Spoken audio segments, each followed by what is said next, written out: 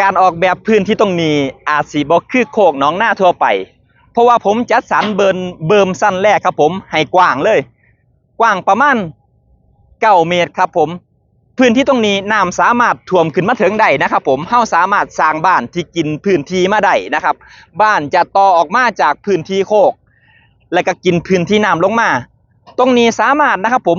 ปลูกพืชปลูกผักปลูกบ้านนะครับแล้วก็สามารถเห็นป่าแหวกว่ายได้นะครับผมตรงนี้น้ำจะท่วมนะครับผมด้านล่างลงมาตรงนี้คือพื้นที่น้ำเลิกครับที่พี่น้องเห็น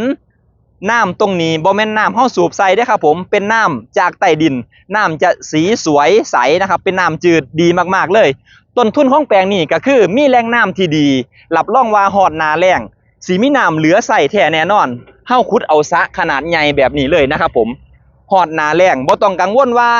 ปีนี้สิมีภัยแล้งหรือเปล่านะครับเพราะว่าเอาแค่น้ำในพื้นที่เจ้าของก็สามารถใส่ทะลุปีนี้ทะลุปีหน้าไปได้เลยนะครับผมนี่คือการจัดสรรพื้นที่แบบที่ครบวงจรอีกทั้งมันสามารถต่อยอดได้ครับเฮาสามารถนะครับผมลงมาเฮ็ดเป็นสวนน้ำนะครับผมคนสามารถ